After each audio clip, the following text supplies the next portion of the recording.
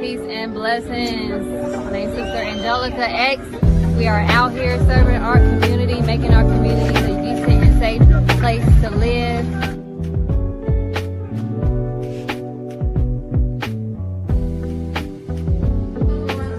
Nurture from A to Z, knowing that healing isn't a destination. We gotta remember that.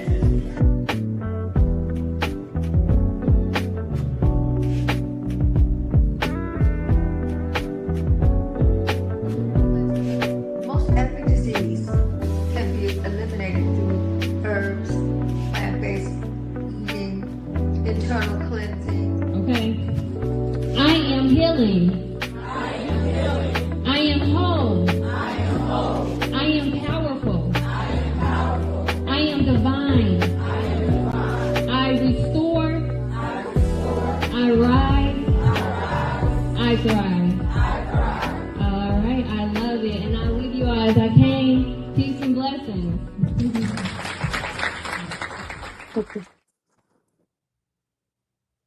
Assalamu alaikum, family. Peace, healing, and light. And welcome back to another episode of Healing with Angelica podcast, where we discuss all things healing.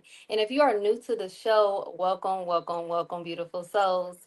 So, before we get started on today's episode with our powerhouse guest, I just want to say I missed you all. I just want to say thank you so much for the much needed love and prayers as I took some time to heal and restore. So I'm very, very grateful to be back, and I missed you all. Also, you guys, please be sure to share, like, follow, and subscribe so you won't miss out on any of our upcoming episodes on any of your favorite podcast station. Closing the Gap broadcast on YouTube and Facebook. Knowledge for Life on YouTube and Facebook. And of course, Healing with Angelica on Facebook and YouTube to help spread the light of healing to others in need. We have finally hit 1,000 subscribers. Praise be to Allah. Also, if you are ready to move from awareness into action, now is the time. We offer one-on-one lifestyle wellness coaching through Healing with Angelica. So book a session today by texting the word HWA to 614-585-6040. More info will be in the description at the bottom of your screen. So, on today's episode, we have an amazing guest joining us today. We have our dear brother, Dr. Wesley Muhammad. Welcome back, Dr. Wesley. It's been so long. So grateful to have you here. How are you? I'm excellent. I'm so honored to be back on your powerful platform. It has been a while, and you have grown in leaps and bounds, dear Sister Angelica. I'm proud of you. Oh, praise be to Allah. Thank you so much, Dr. Wesley. I literally got you on a show when I was in processing and everything. So it's grateful to see where we are today. So praise be to Allah. Thank you so much. All right. And for the viewing audience who may not know who Dr. Brother Wesley is, I'm pretty sure you all know. However, we need to get into this topic today. So if you do not know who my brother is, please be sure to view the bio in the above description. Now, let's get started on today's episode, Reclaiming the Narrative, UFOs, Black Guys, and the Awakening of Our People. And please, for my audience, do not hesitate to put any questions you may have for our guests in the comment section below. So, today's conversation is one that really makes us pause and ask deeper questions about perception, memory, and how truth can be shaped or even distorted over time. We're diving into the Ariel School Incident of 1994, where over 62 children in Zimbabwe witnessed what they described as a close encounter. What makes this story so powerful isn't just what was seen, but how it was later interpreted, retold, and in some cases, possibly altered. Were these children simply imagining things, or is there a deeper layer here about above influence, narrative control, and whose voices are truly heard? We're also going to explore the role of investigators, how testimonies shift over time, and the importance of preserving truth, especially when it comes from the purest voices, our children. I'm honored to have my special guest joining me today, who is going to help us unpack this and bring us insight and also challenge us to think critically. So let's get started. Oh my God, Dr. Wesley, before we get started, this is a blooper. When I say such a beautiful report, I felt like I was in the report, just taking in the actual moment of what happened that day and throughout the first couple of days of what happened in Zimbabwe. So Thank you I think, for sharing that. yeah, it was very detailed and I loved it. So I just wanted to Thank, give you flowers on that. thank you, thank you, thank you. Thank you, one, for reading it. Right? Yes. We, I know we're not readers, our general population, like we should be. We do a lot of talking. What I appreciate about you is on podcasts where it's for us to verbalize our thoughts, but too often these platforms are unprocessed thoughts that are verbalized. Mhm. And so you took the time to do the reading, and I appreciate you for that. That's a very responsible use of, excuse me, of the platform. I personally don't like to hear. I think there's too much. There's too many podcasts because there's too much unprocessed verbalized. Mhm. Talking for the sake of talking. So thank you for being studious, whether it's my work or others, preparing for the conversation by actually doing the work, reading. This is that's what makes these platforms valuable. Absent that, internet platforms are just talk, Mhm. unnecessary babble. And there's too much of that. There's too little of what you represent. So kudos. Praise be to Allah, Dr. Wesley. Thank you so much for that. Now, I want to go ahead and get started. It's like so much to unpack just within this report. And I just wanted to just dive in deep with the first question. And just like I have it on the screen, you guys, please, you guys have any question, do not hesitate. Do not hesitate to put your questions in the comment section below. So I just wanted to just spark your interest as to what was it that sparked your interest to re-examine the Ariel School incident. Well, it was always on the list because that's the nature of what I do in this particular field. I would be what you would call a revisionist ufologist. Right? A ufologist is one who studies and writes on the UFO phenomenon. A revisionist is one who revisits an historical narrative and challenges it and impeaches it based on new or suppressed data. And I have produced a alternative, a revisionist history of pretty much all of the major landmark events of modern ufology. Because all of them in their current popular narrative are wrong. The Hmm. Battle of Los Angeles, February 1942. The Roswell crash, July 1947. The Roswell of Britain of night December 1980. Mhm. All of the major events, the signpost events of modern ufology in our book, the two books now, Chariots of the Black Gods. Mhm. We revised the narrative because the popular narratives are based on lie by omission Mhm. and lie by commission.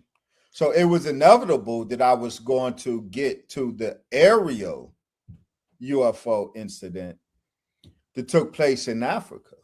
Mhm.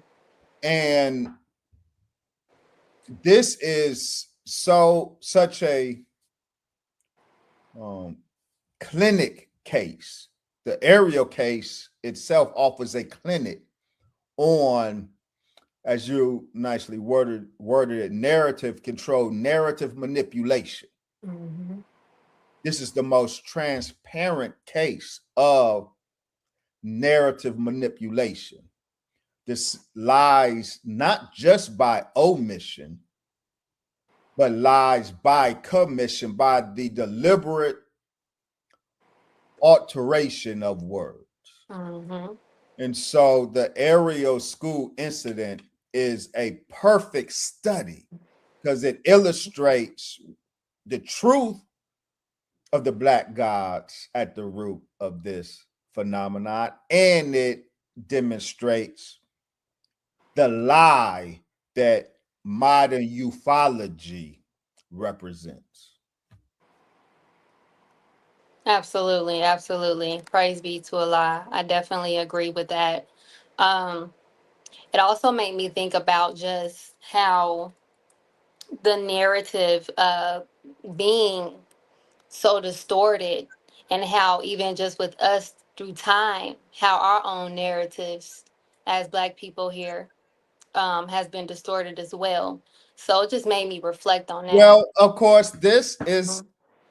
not separate from, it's a part of the distorting of black folks here There you history, go. right? That's precisely why there's so much deception in ufology. Yep. I have said the last best kept secret of ufology is the Asiatic blackness of the Mhm. pilots. This new era of disclosure that we're in, government disclosure that we're in. This disclosure is disguised deception. Mm. But the deception they are willing to give us, the UFOs. Yes, we deceived y'all all these years. We said there was no UFOs. It was swamp gas. No, we always knew it wasn't swamp gas. The UFOs are real. We're hearing this on Capitol Hill practically every 90 days, certainly once or twice every year since 2020, it seems. So they're giving us the UFO, the craft, Mm. but they're hitching to that wagon unofficially. They're officially giving us the craft. Unofficially, they're hitching to that wagon the lie of aliens. And the reason this is important is they don't want the truth of the reality of the pilots Mm. to be revealed, because that is part of our history, better said, our destiny. It is a part of our now, and that is the singular fear and threat of this country. See, these by now, maybe 50 million so-called Negroes, the Negro problem that this country has had and has been perplexed by and agitated by, not knowing what to do with this Negro problem, not knowing how to solve this Negro problem, but knowing that America's fate is tied to this Negro problem. Mm. They now know that the UFO phenomenon is a part of the resolution of this Negro problem. And they don't like what it portends, rightfully so. Mm. Because I ended on this, as President Thomas Jefferson said, I believe it was Thomas Jefferson, that he trembled for his country when he reflected that God was a just God and his justice will not sleep forever. The justice coming to America is flying around America's skies. The injustice that she will pay for is the injustice she has done to the so-called Negro of America. Mm, mm, mm, mm. Oh, thank you for that. So I want to get more into the Ariel School incident. From your understanding, what made the Ariel School incident one of the most documented, incredible UFO encounters of all time? Yeah. It the gods well choreographed Hmm. this incident. The gods clearly intended this incident to move the needle of disclosure. Understand, the gods have been engaged in a disclosure project. We think we're waiting for the government to do Hmm. disclosure. Now, the gods have been engaging, the pilots of these craft have been engaging in a self-disclosure project for decades. That's the point of these encounters, these close encounters, in particular, close encounters of the third kind. They are part of the disclosure project of the gods themselves. So Ariel, the Ariel School incident, and for those who don't know, Ariel is the name of a school in Rua, Zimbabwe. Hmm. Rua is a village in Zimbabwe, Africa. Ariel in 1994, very different. You can't Google Ariel School and read about it today and think you're reading about the conditions that prevailed in 1994. Absolutely not. Area school today is a predominantly Black African school. That absolutely was not the case in 1994.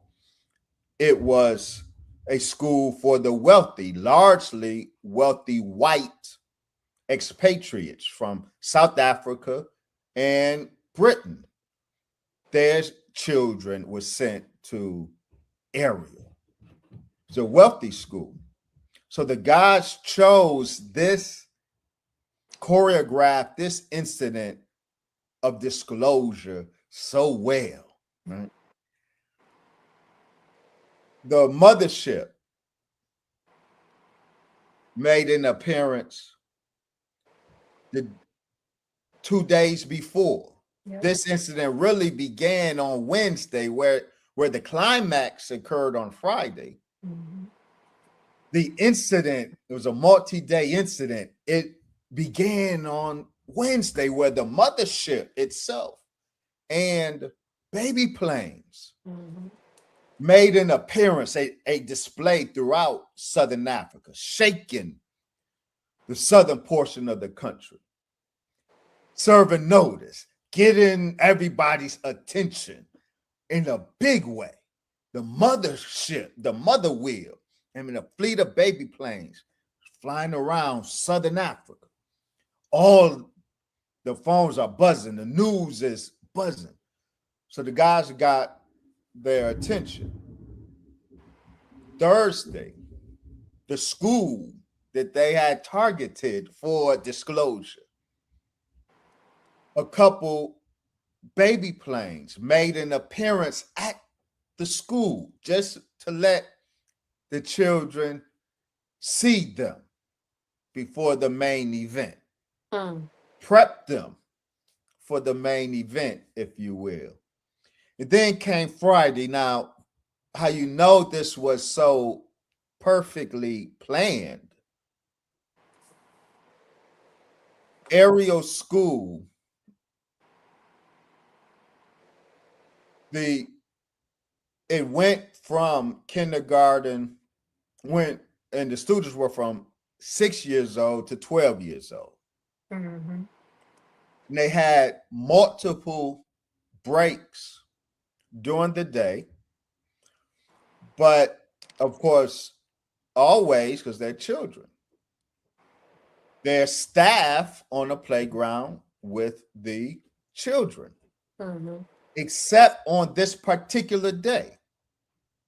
It was pre-planned that during the morning break, the children all 200 of them from 6 years old to 12, will take their break, but none of the adult staff were out with them because they were in a staff meeting that Mm. happened to take place during this break. Normally it's not, but on this day it was. And the gods knew that on that Friday, during that mid morning break, that all of the children will be outside and all of the adults will be sequestered in the building. Mm. They chose that time to have the main event of the Ariel event. So several craft flew in, hovered, but one of the craft landed. Mm. There's 200 students. They're saying that they're excited, and around 60 of them managed to get to some distance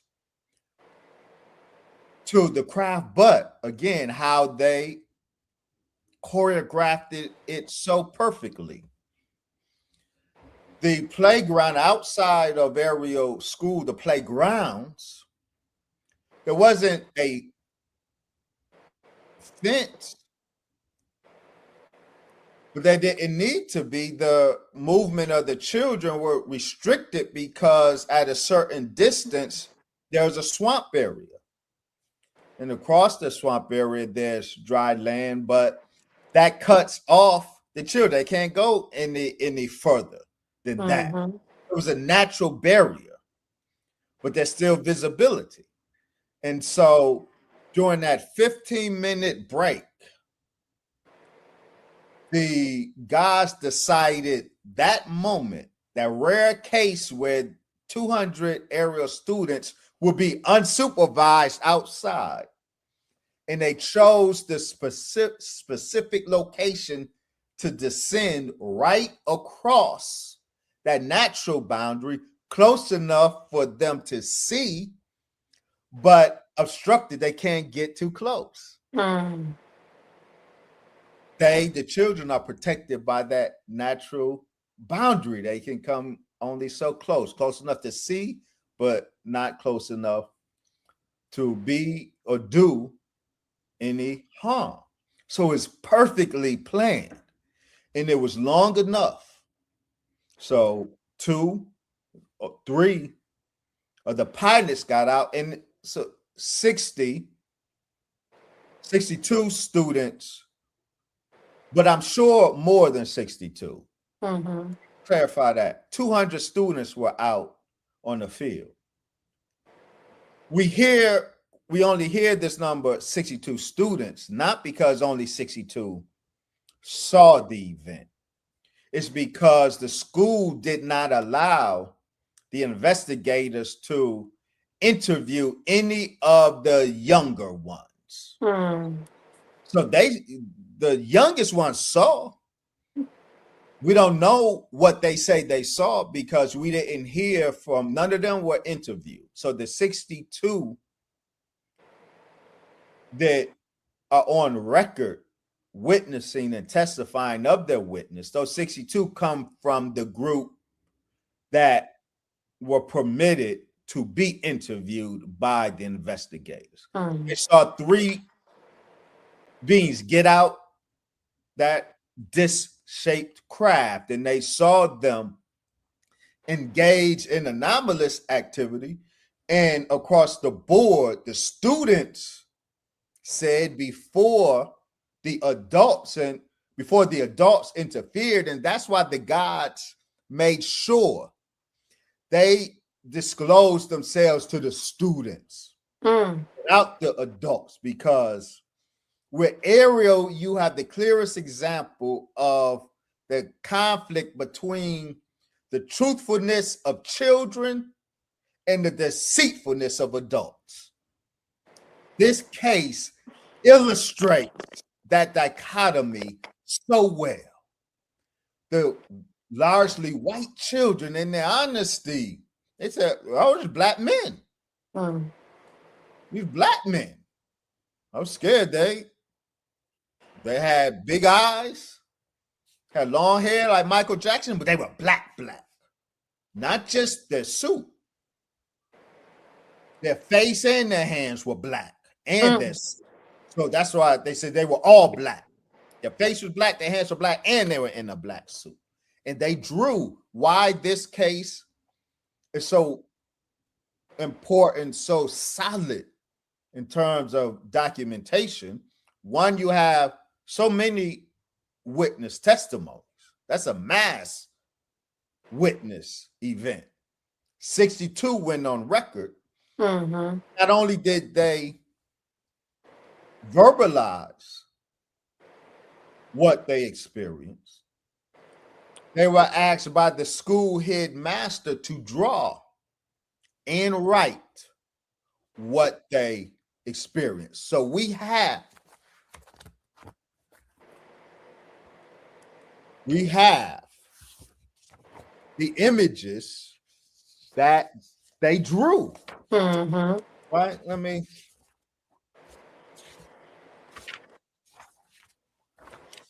The craft that they experienced.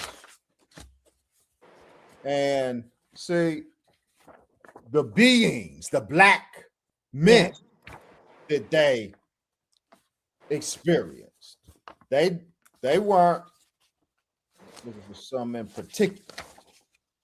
The black, see, brown color, that was the crayon that she had at the time.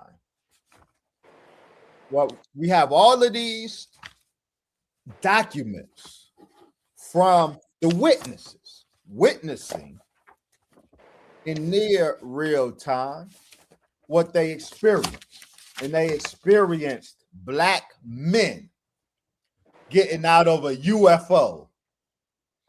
And the black men had Asiatic eyes. At least one had long hair like Michael Jackson, they said. Mm-hmm. And at least one other was bald-headed. This is the real-time, honest, near universal testimony of the children who witnessed it. None of the children said that they were white men. They were so confused. They at first they thought that it was the Zimbabwean gardener. Yep. Like, how he get out of that? How he come? How so come out of a UFO? Yeah. But then as he looked closer, he said, "Oh no, that's not the gardener. His eyes are too big in there. And his hair ain't like African hair. Mm-hmm. It's not African hair, but that long Michael Jackson hair. That's our gardener don't have that. So it's a solid case, multiple. So we have BBC. This event happened Friday. The children ran, told all of their staff immediately, the headmaster. So we got real-time accounts. They went home for the weekend, told their parents by Monday, BBC was on site interviewing the investigators. Now, the investigators, the minute the adults, the investigators, and in particular, the ufologists, Yep. the minute ufology got a hold of the case, it was bastardized. Yep. Ufology. You can't even blame this on the media. The media, BBC, was more truthful and honest about this account.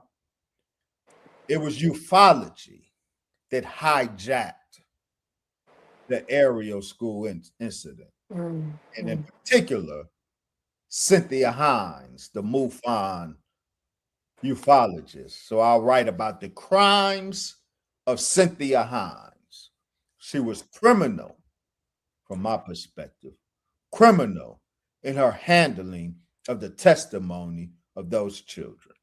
Mm, mm, mm. I couldn't wait for you to get to Miss Cynthia Hines. So she was something else. Yeah, yeah. Yeah, so wow. And hey, if you guys do not have this report, please be sure to get it. Dr. Wesley, please let them know how they can get this report. It's very detailed and it's very critical for our understanding of our past and our future. Yeah, this is the report. I don't know if you could see it. Ariel Revisited: How the Most Important UFO Event in Africa Was Covered Up by Ufology. Mm. The government didn't cover this up. Ufology covered this up. Mhm. The report is 76 pages. You can order it. Send $10 to my Cash App, $D.R. Wesley. Send $10 and your email address, and I will send you a PDF copy of the report. Mhm. Yes, yes. I do have the information scrolling down the screen to get that. $10, send it to Dr. Wesley and leave your email. And I'm telling you guys, I love, like I said, like as I was reading it, I felt like I was in the story, but not in the story. It was very detailed, and Thank you for to that. just see how just even we know how our narratives has been shaped over time, but to actually see and witness and actually read a report of how this incident and the narratives was shift and how we had these young children, and it was something that was stated on here, how children don't lie. And Mhm. no. Very. This is what one of one of the very important cases. Hmm. Lisa, one of the key Yeah. figures, both as a student witness, as a child, and as an adult today. Hmm. This particular witness, Lisa, young lady, she was classified under those classifications as colored, meaning mixed. And Lisa was, I think, 11 at the time of the incident. She's well spoken, very articulate. So, as the investigators and the news reports or news agencies would frequently flock to Ariel to question the students, little Lisa emerged as one of the really the main spokespersons, Yeah. certainly one of the main spokespersons for the group. So we have archival footage of little Lisa speaking to the press and speaking to the investigators. Multiple testimonies of her on record. And she Hmm. said, they asked her, what did you see? She saw a black man get out. She was one of those who first thought it was a gardener. Yeah. But then she said, no, it ain't the gardener. She had, his eyes were too big. And so Lisa is also the one who said when one of the reporters asked her about her account, and she said, well, the reporter asked her, well, did you told the staff, did they believe you? She said, no, they didn't. But with children, don't lie. We tell the Hmm. truth. And that was so prophetic because little Lisa told the truth. Grown Lisa was recruited to be part of the Ariel Phenomenon Project. That's the documentary, 2022, I believe, main documentary on the Ariel School Incident. Hmm. And Lisa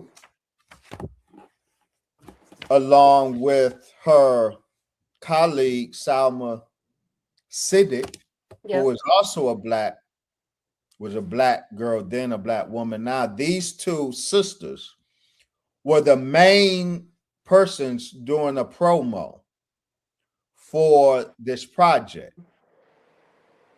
The white man recruited them, the producer of the project, Nicholson, I believe. And they were the faces. They did the promotion for the Randall Nickerson is the producer of Ariel Phenomenon, and he recruited them. And for years leading up to its release, these two sisters, Lisa and Salma, were the ones presenting their experience as part of the promo for the imminently released documentary. And these adults now give accounts that totally demonstrably conflict with their testimony as children. And so Lil Lisa told the truth. Adult Lisa, not so much. Not so much. While Little Lisa said, as all of them said, they were black men and they drew black faces. Adult Lisa said it was a white face. Mm-hmm. Absolutely. It From went. her as a child witness. We never heard that. We didn't hear that from many of the other witnesses. Only adult. Lisa and Salma. Yes, absolutely. Oh, And I'm sorry, go ahead. no, you're fine. You're fine. As in the report, it gave just the three interviews that was done with Lisel, if that's how you pronounce her name, when she was a child, before we got a recent for a recent interview was made of her as she was an adult, and how um and that's a I'll ask this quick question because I see we do have questions and want to make sure we get as much question in as we can. But do you honestly, would you say that during time that maybe her recollection of the incident I'm sure. was just misremembered on her Misremember own, or was it pro- with okay? help.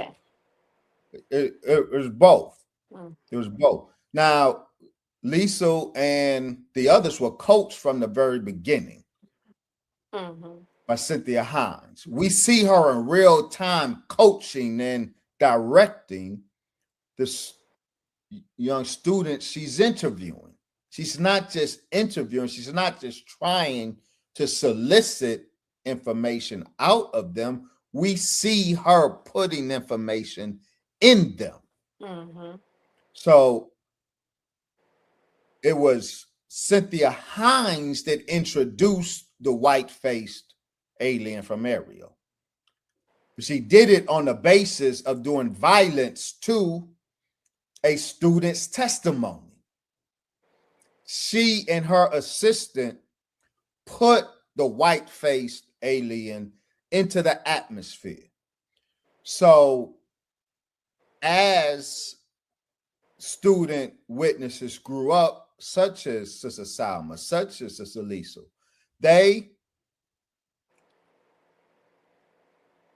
I'm sure they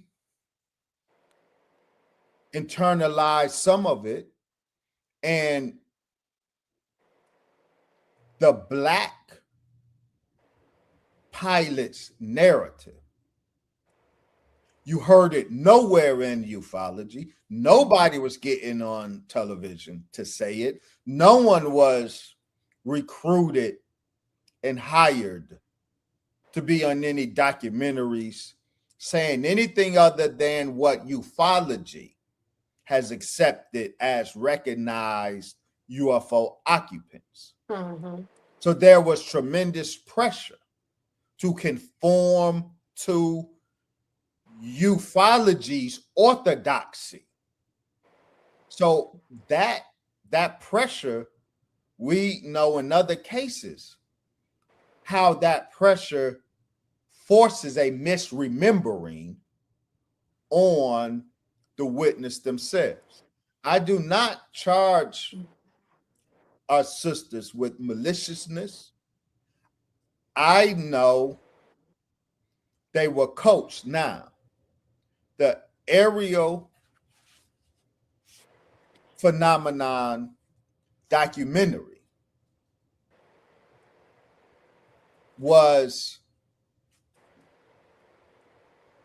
is part of the legacy of one of the chief investigators, Dr. John Mack.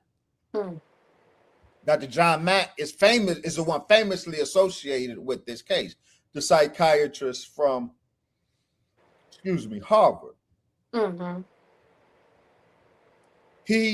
His name, more than all of the investigators, is associated with Ariel. He interviewed, I believe, 12 students. And we know the 12 students told him that they saw black men. We don't know that because he tells us that, because he doesn't. While he is so identified with this incident, he absolutely omitted the black men from the narrative. And it is the John Mack's estate that recruited Randall to do the Ariel phenomenon documentary. So this documentary continues the legacy of the erasure of the black presence from Ariel that John Mack himself was a party to. So we have, for example, in the documentary, while I don't blame our sisters, I know they were under pressure. They were helped to misremember.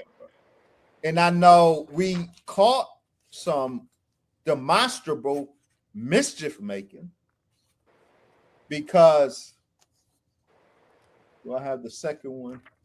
This is an important primary document. Sister Salma Siddiq, she drew this as a child. You see, I don't know if you can see it. The face is a human face. It's brown. The eyes are slanted. It has pupils. She liked the color of brown, the same brown as the brown crayon that she had. Now, this was young Salma's immediate reflection. Again, these were black men. They thought they were from Zimbabwe. Thought it was a gardener. This could be the gardener, or bald-headed. Very human face. The white of the eyes is present. The pupil, the iris and the pupil is present. This is no alien gray. This picture by Salma appears in Randall Nickerson's documentary, an Ariel phenomenon, except it doesn't. What appears in the documentary is a digitally redrawn copy of this, in which this black human face is replaced with a gray alien face. The human eyes are replaced with the typical obsidian eyes of the typical gray alien. So this primary documentary witness was manipulated for the purposes of the documentary. So the black man that appeared in the original primary document is replaced with a gray alien in the documentary. That is what you call, dear Watson, a smoking gun. in terms of deception and manipulation. And it reveals the point and the trajectory of the deception. Aliens aren't the victims of government deception, government hiring and lying on aliens. No, the aliens are the deception, right? The black pilots are the victims of the deception. Whew. Thank you so much for that. Oh, praise be to Allah. I just want to give those that have hopped on the show. It's been so deep already. So please excuse me, Brother Wesley, been going in. And like I stated that you guys definitely get this report, because if I know that a lot of you guys may not understand what we're talking about, but if you read this report, you're going to understand. So that's why this is like really deep for me, because I read it and was able to understand it and was able to really take heed to the information I was given on the report. So I just want to say praise be to Allah, Brother Wesley. I want to say shout out to Brother Matthew pulled in, Brother Charles. We have here Brother Lawrence, Brother Kamal. Yes, praise be Sister Jaslyn, Brother Kevin. I just want to give everybody love and shout out. Thank you guys for joining us. If you guys are enjoying this show so far, please put the fire emojis in the comment section. I don't know, Dr. Wesley. We may have to do a part 2 if you got time one day. Yes, ma'am. Yes, because we have a lot of questions. I know we may not be able to get through all the questions today. And I also just want to say again, if you guys are enjoying this show, please show your support today by texting the word donate to 937. I'm sorry, 614-585-6040, or check out the donation info on the screen below. All donations will go towards the continuation of Healing with Angelica's podcast. I love you all. So let's get back to reclaiming the narrative, UFO Black Gods, and the awakening of our people with Dr. Wesley. All right, Dr. Wesley, like I stated, I know we ain't got that much time, but we got a lot of questions. I want to go ahead and get to it. All right, yes, sir. Let me see here. All right, let's see here. Oh, that was a lot of questions. Let me see here. I want to get to this one. We have a question here from Brother Lawrence. He asks, Assalamu alaikum, why is the U.S. government so invested in making sure the public doesn't know the truth about the black pilots?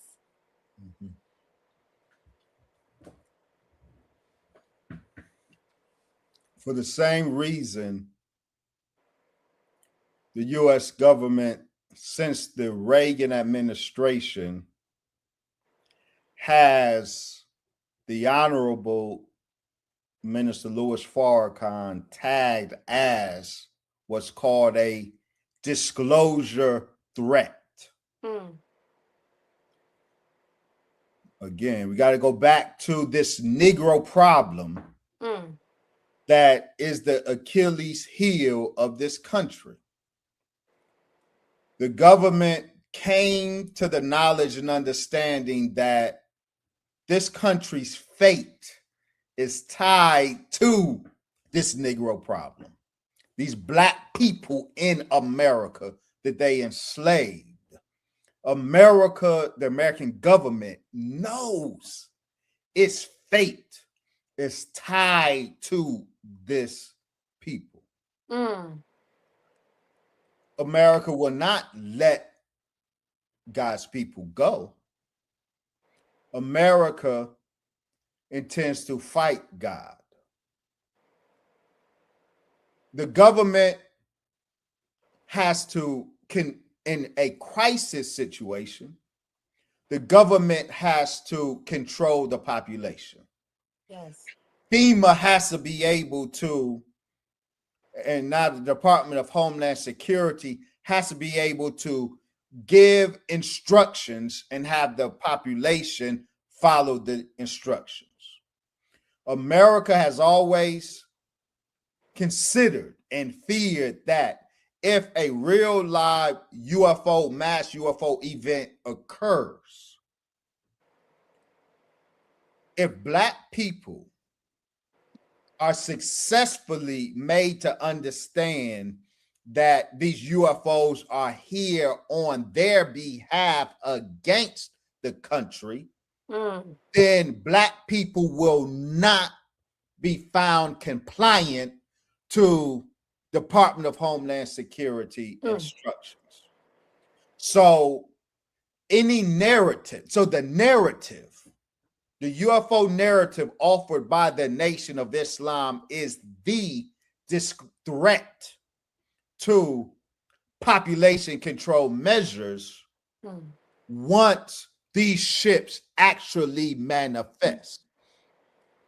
The government wants us to believe that these are aliens who are a threat to national security. So when these ships appear over the cities, Department of Homeland Security issues instructions regarding these alien threats, the population are more likely to comply because they think these are aliens coming to enslave humans. Yep. But if Black people know that these are Black gods coming for our salvation to exact justice on our enemy, then you have a population of 50 million Black people who will totally bust out any Homeland Security controls attempted. So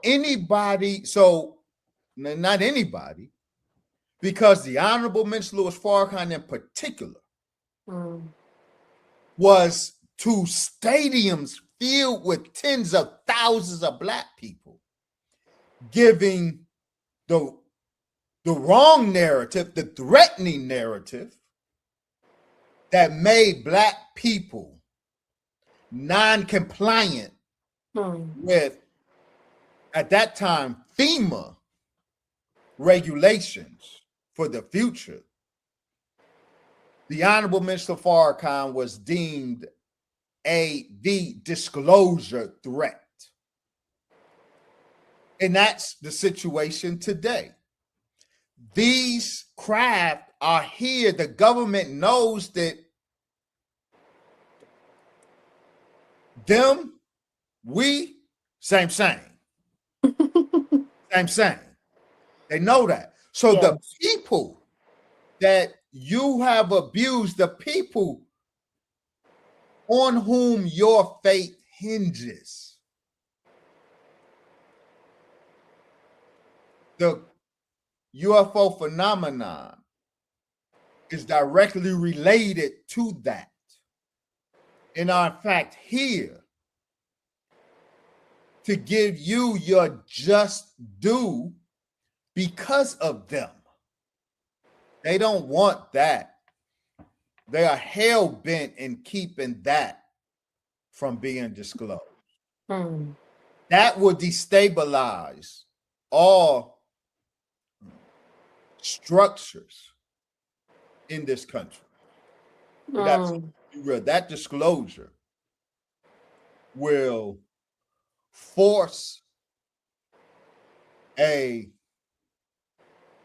reevaluation of religion, force a reevaluation of anthropology,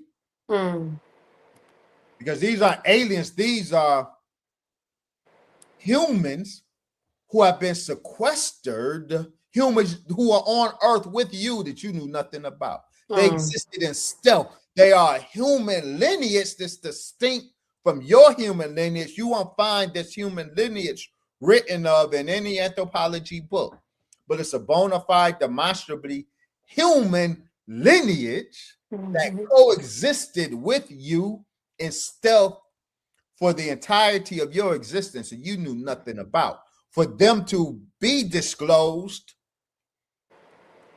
turns the whole anthropology paradigm on its head, the whole historical paradigm and the whole religious paradigm on its head. So this disclosure, an alien disclosure, it's only mildly problematic. All right, we have to face that there are other beings in the 76 quintillion miles of the universe somewhere. Okay, that don't change nothing here on Earth. Mm. It does not revise any racial or social hierarchy, change nobody's politics. It does nothing but make us a little humbler in our place in the vastness of space. But the truth of the matter, there's this human lineage on Earth that's superior to you. Mm. You didn't know anything about, that trumps all of your knowledge and scientists, a human lineage that shares this earth with you. And they're Muslim. That disclosure is far more socially, publicly catastrophic than the disclosure that there's some green aliens on some planet X someplace. Mm. Thank you for answering that so beautifully. You made it clear as day. Them are people up there. So, Them, same thing. same thing. I love it. Praise be to Allah. I have so many questions. We're gonna have to do a part two, but I do want to get this question in because it elaborates on what you just stated, and I believe it's definitely a fair question to ask. Seeing that if we are same, then I'm gonna go ahead and go to the question though. Let me see, where did it go? Because I wanted to pose that question. Where did it go? Where did it go? Where did it go? Okay. We have brother or sister Elias Caddet said, if the baby planes are here for black people, why don't they take more direct action on our behalf, like intervening in African nations or police brutality incidents in America? Yeah. They absolutely have taken action on our behalf. You just don't know what to look for when you're looking for action. Hmm. I assume by action you mean, why don't the baby planes, when our dear brother was killed in Minneapolis, what's our brother's name? Who was recently killed? That sparked all of the riots. I don't want to say George Floyd. That wasn't him. Was Yes, it George George Floyd. Floyd? George Okay. Floyd. That's his name, right? George Floyd. Yes. If we're wrong, somebody correct us. But I know he started a lot of riots. Yeah. Well, he did. Let's not Oh put that well, on yeah. him. He did. He was murdered. Yes, right. So I guess our questioner might have thought that they killed our brother. Why didn't a wheel come and blow up the police station? No, God doesn't direct act like that. That's not how God's direct act looks, but God directly acts. God directly acted on behalf of black people by raising up the Honorable Elijah Muhammad. By God, I mean the architect and chief captain of these ships that y'all are so fascinated about. These UFOs and the mothership that the Pentagon is writing about. The architect and the captain of it is Master Fard Muhammad, the one who gave black people the most honorable Elijah Muhammad. He is raised up by the intelligences behind these craft. He is raised up, and I should say not intelligence is plural, but the intelligence, the divine intelligence, Master Fard Muhammad himself. The intelligence behind and on board this craft absolutely directly intervened in the affairs of black people. And he has given us guidance on how to avoid these situations. So this is how God acts. I heard the Honorable Brother Minister Farrakhan say how God wants us to agree with him. And he gives this example. You know, when the angels came to Abraham before destroying Sodom and Gomorrah, they knew how wicked Sodom and Gomorrah was. So God came to Abraham, God and two angels. And God, the man in memory, and God let Abraham know he's going to destroy Sodom for their wickedness. Abraham didn't agree. Abraham wanted to spare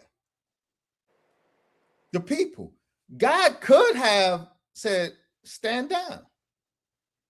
I done made the decree. I know these people. I know what you know not.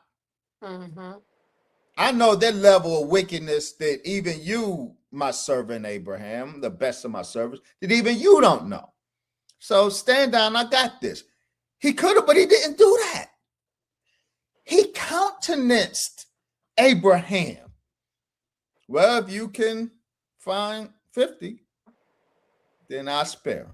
He knows there's 50 isn't there, but he wants his servant, he wants us to agree, to come to the same perspective that he has. So, all right, you can find 50.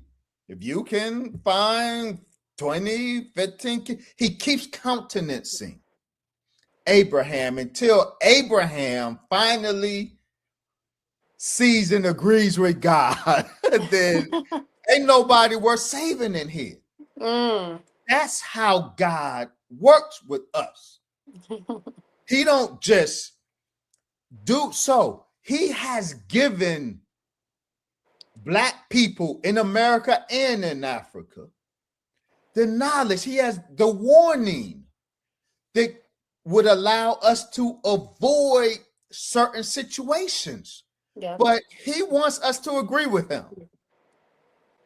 And until we agree with him, see, Abraham each time had to bump his head against the reality that he was in denial of, right?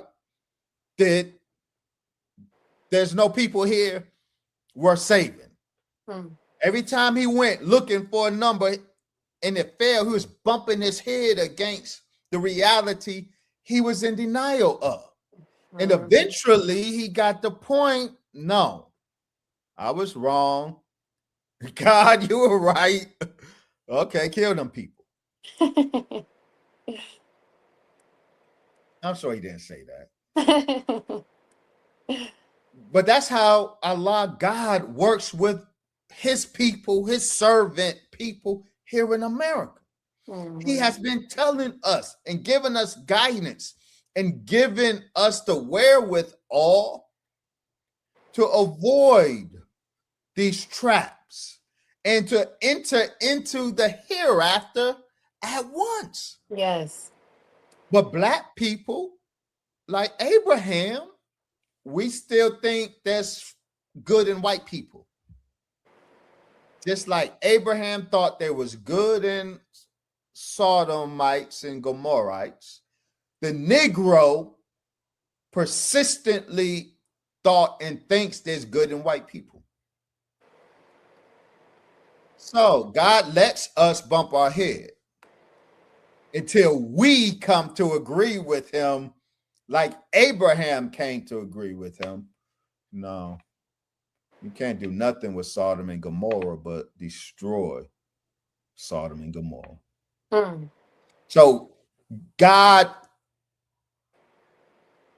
meaning the reality behind these so-called UFOs, has absolutely been intervening in the affairs of Black people for 90 years now. Over 90 years now.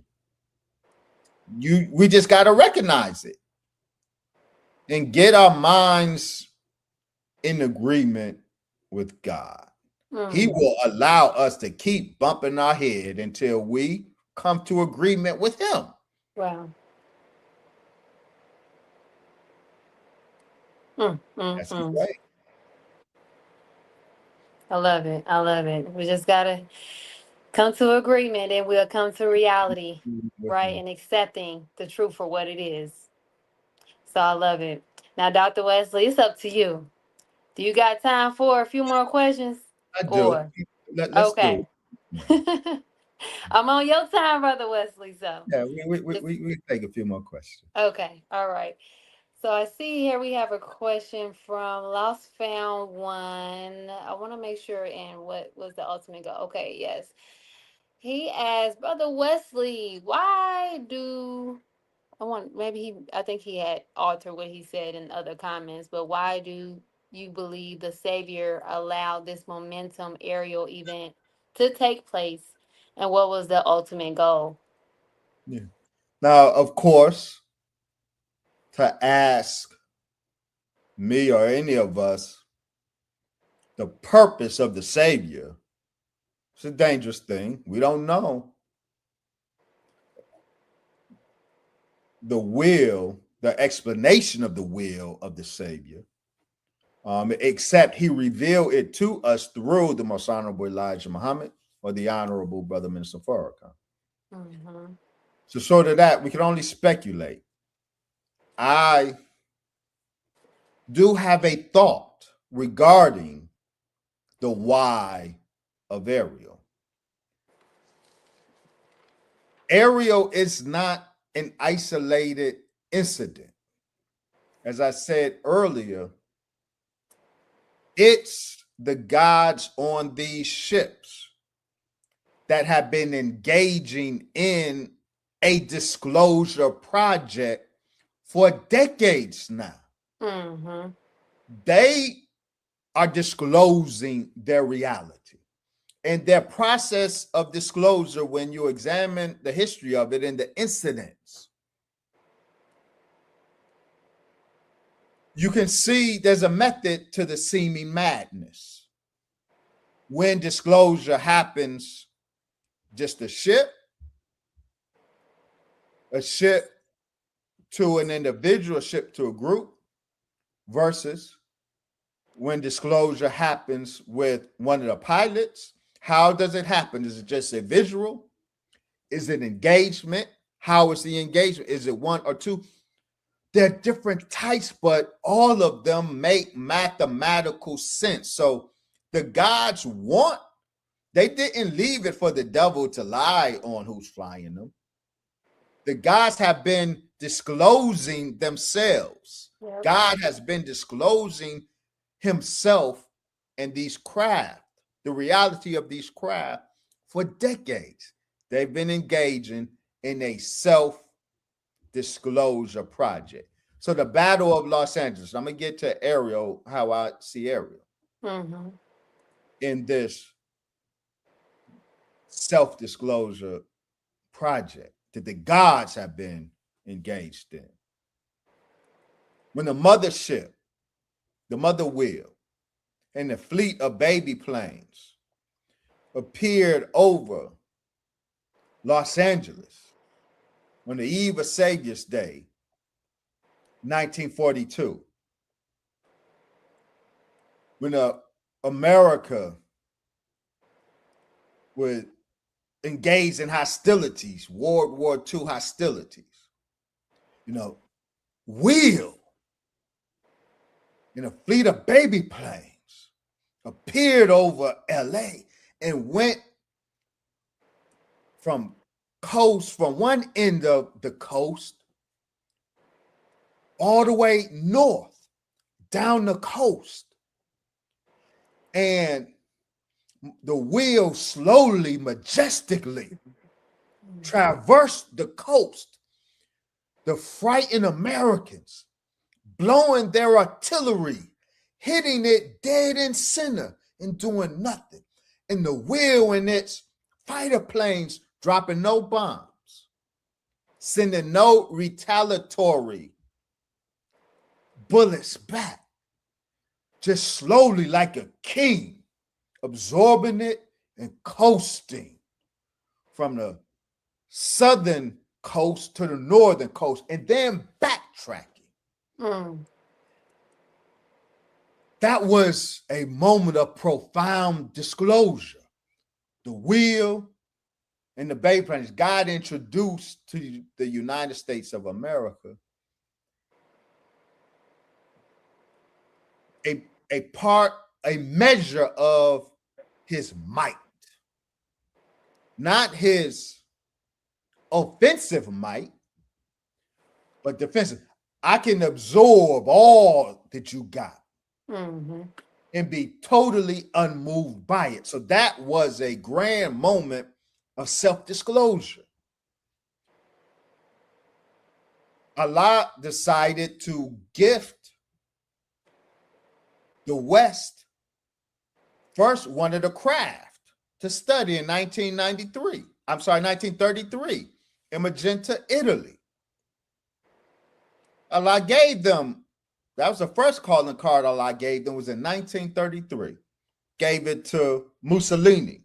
Eventually it made its way to Hitler's Germany, and eventually it made its way to the US. And that craft that God gifted them, that baby plane that God gifted them in 1933, and it was obtained by the US, that became the basis of America's atomic bomb. By studying the atomic science of that wheel, America was able, Germany first split the atom, and then America was able to build this atomic bomb based on those secrets that they were allowed to extract from the gift that God gave them of the craft. That was a disclosure moment. 1947, Allah didn't just give them a craft, he gifted them the pilots, the bodies to study. And they did. Roswell happened. God gifted them the remains of the craft and pilots. You say, how can a baby plane crash? Well, it don't unless it intends to. Where do you think the Japanese got the principle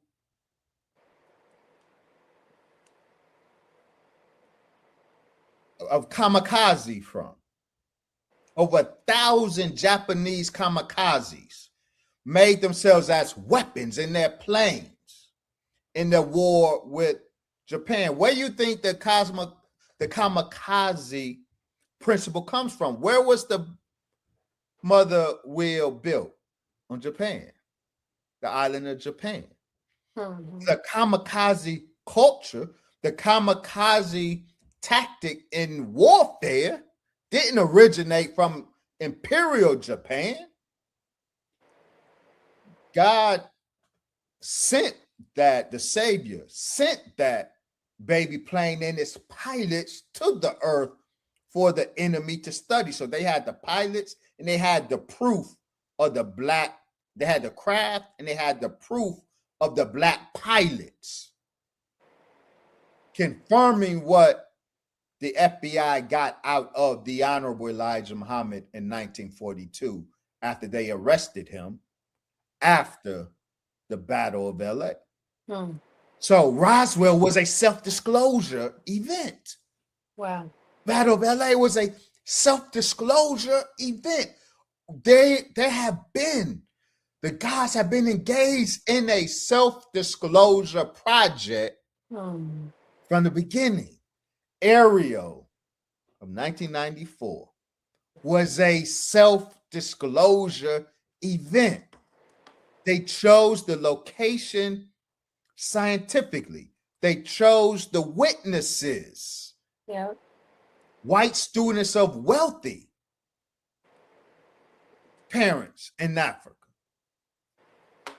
The timing of it, the placement of it, everything about that was well chosen. And that's why Ariel is a solid, one of the most solid in terms of a evidentiary basis. The Ariel perfectly, so mathematically, it was a self-disclosure event. And because of how it was choreographed, it is one of the most solid close encounter of the third kind mass events on record, they determined that they did that on purpose. So that, so I understand it as it was intended. They knew it was going to be a foundational, solid, close encounter event on record, which is what they would have wanted as in terms of their self-disclosure project, I imagine. As you were talking, I was thinking about how you were going back through those different self-disclosure events that has happened during time, and that made me think back on when you just brought up the story of was it Abraham or Adam? Abraham, I think. Um, and it wasn't until he was able to realize himself that, okay, yeah, maybe we're not gonna say it like that. Oh, maybe you need to go ahead and destroy him. So that made me think about how these self-disclosure events has happened over time. Could this have been a mercy for us to give us time to Absolutely. just, it made me think it's a mercy. Those self-disclosure events was a mercy for us. How I Absolutely. think. Yeah. Absolutely was a mercy. Allah, the Savior, in his tremendous mercy, has been so patient with us. He traveled 9,000 miles for us. We are his purpose. He's been so patient with us. And he knew that he was coming to do what even the scientists of the council thought was impossible to do. And that is transform this so-called Negro who is made devil, born in the sin of American white supremacy and shaped in the iniquity of American white supremacy. This Negro, this killed black man, has then been made to ape the worst of his slave master and made devil. And the Savior came to transform this devil into a God, a God superior to the gods of the East. Now, mathematically, the scientists of the council couldn't even make that make sense. Our lessons say, can the devil be reformed? See, Yaqub took gods, took black people, and made devil. The Honorable Elijah Muhammad said he's Yaqub in reverse. Yeah. He's taking black devils and making gods. Yes. Right? The scientists over there did not believe that was doable, was possible. The Savior, the greatest God to ever live in 76 trillion years, he's doing that. But he knows it's not an abracadabra thing. The Honorable Elijah Muhammad said, yeah, one of our scientists blew the moon from the earth. And he said, if we wanted to, we could bring the moon back to the earth. But then he said, it lets us know how it's done. It ain't no abracadabra. It ain't no wave of magic wand. He said that over billions and trillions of years, dust particles from the moon can fall back to the earth. And over time, the moon will be rejoined to the earth. See, God's process is a long, methodical, patient process. Thank God for that, because he brought that patience to bear with us. And so we live off his mercy. We live off his patience, but I would caution me and us. Yeah. There's a hadith Qudsi, meaning a hadith in which Allah himself speaks. which Allah says, my mercy precedes my wrath. Mm. 2 points here. 1 point, the glass half full point is God's instinct is mercy. Yep. His first order is mercy. That's a glass half full. But the second point, the glass half empty, is you can exhaust that mercy, and behind it is wrath. Yes. And we don't want to play with God. We don't want to exhaust God's mercy. How do we avoid that? How do we measure that?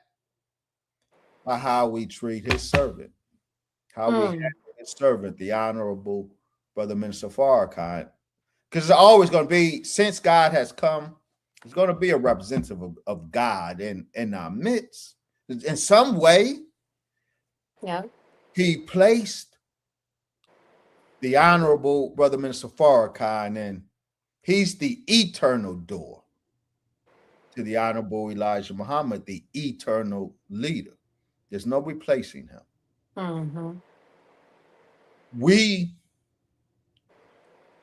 are judged by Allah, by how we handle him.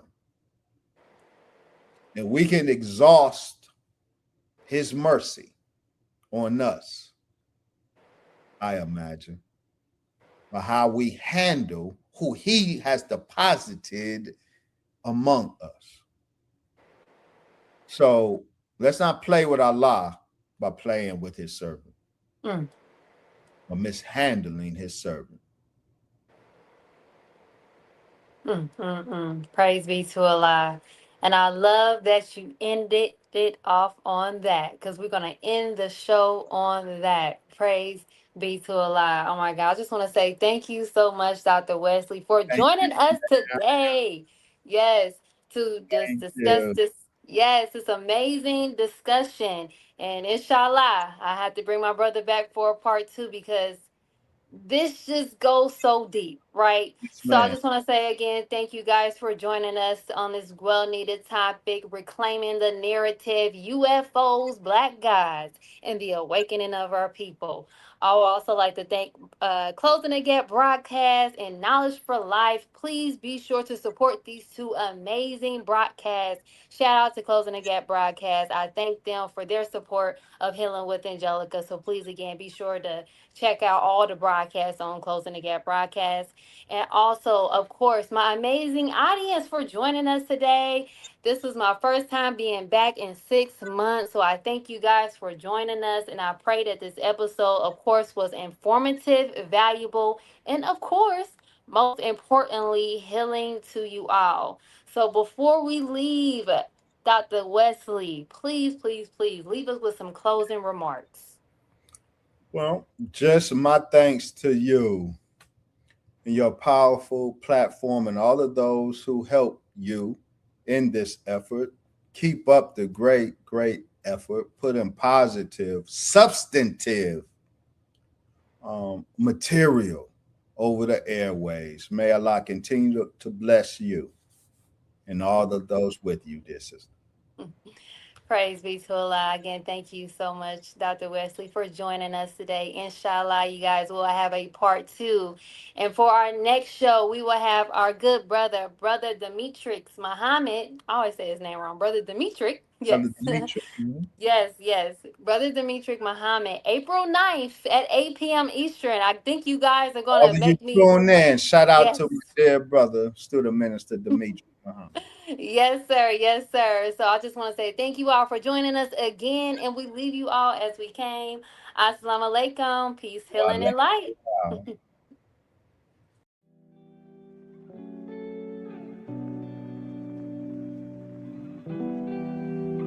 Peace and blessings.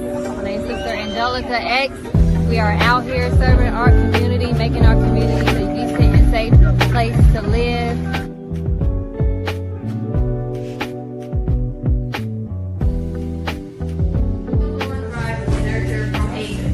Knowing that healing isn't a destination. We gotta remember that.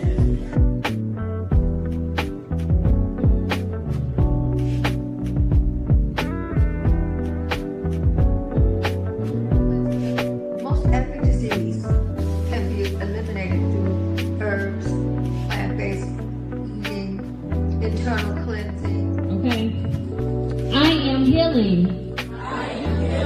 I am whole. I am powerful. I am divine. I restore. I rise. I thrive.